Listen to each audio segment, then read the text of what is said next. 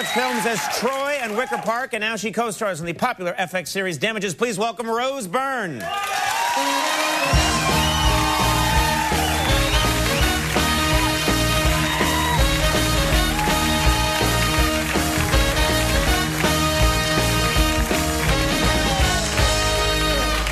You look beautiful. Thank you for being here. Thank you, sir.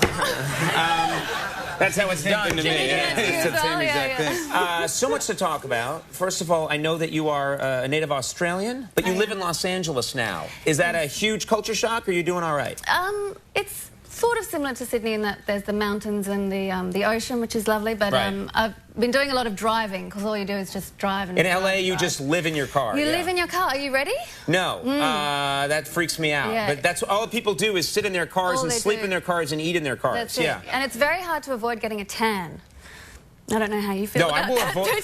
Trust me, if it can be done, I will avoid it. Yeah. A big hat. I suggest a big hat. Tan. I get quickly red, and then there's smoke, and then there's a fire. I suggest a sombrero, like a sombrero, something big. Yeah, something big. Good. Or I'm going to wear a large lady's hat and a hazmat suit, I think, at all times. And I'll be fine. Muslim look. Yeah. But we've been driving a lot, and we bought a GPS system. You got to have a GPS system. You've got to have a GPS. Do you like it? I love GPS. Yeah, it's grown on me. You have a selection of voices which you can choose, which is quite exciting. So there's, you know, there's Australian voices. You can get an Australian voice? Yeah, but I'm never going to do that, because why would I trust a guy from Queensland to tell me where to go in Beverly Hills? Like, wait, that's just, it's weird. So you can get an, wait a minute, it's still English, so you're just picking an accent. Yeah, that seems weird to me. I know, but I quite like G'day, it. mate, you know, and then it's just, this seems odd. It is odd, but it's because I choose the voice on my mood. So if I'm feeling a bit sort of distracted or like flighty, I quite like the American male voice. Yeah, a strong, authoritative American male. It reminds me of my bosses at work, you know, sometimes terrified of what's happening, you know, so I really pay attention when I'm driving. And my boyfriend really likes Jane, the British woman. I really like. You know, I've rented cars that have a British woman on the GPS system, and I kind of like it too. Yeah, it's got a little bit of an S&M thing, you know.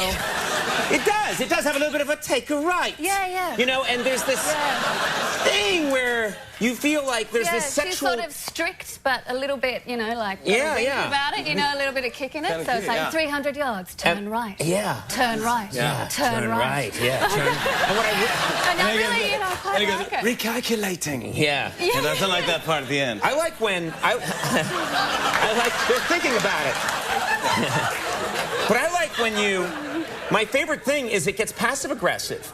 If you don't like the way they're taking you and you know your own way, like if you go to your friend's house and you pass the thing that they want to say, they just like take right, and then you pass it, they're like, go back and take the right. And you keep going, they're like, turn around and go back. And then it's this crazy weird... It starts to get really, your relationship's falling apart with a woman you don't even know. I know, it's really, it becomes like a relationship with Jane in the car. Like, I never really know where I am. Like, the machines are taking over the world. No, which I am glad. I mean, machines will do a better job than we ever did. Really I want to ask you something. I don't want to embarrass you, but... you know, you've been on the show, and you're such an attractive person. You're such an upbeat person. On Damages, you are always miserable, and your character is always downcast. She's been through a lot, though. I know, and it's earned. It's all earned. But I'm just curious, what's it like for you when you walk around the street and people see you and you're eating a candy apple and skipping? Is there a disconnect between your character? Skipping down the street with my robe, smiling. No, I went to a pharmacy recently, actually, and I think people often think that I'm tired when I'm not. I don't know. I think I have like a dopey face or something. Anyway. No, you don't. But it's a problem. But I went into the pharmacy recently, and the woman there, I didn't even know her, like complete stranger, and she said to me, "Are you all right? You look really tired. Are you tired?" And I thought that was just, to me, is the height of rudeness. Like, I don't know you. Don't tell me I look tired. Like, don't tell me I look like for free. Like, what, you know? So, like, you know what I mean? She was like, microphone. Can't talk that way. 12:30 at night. I get that a lot, too. FX now.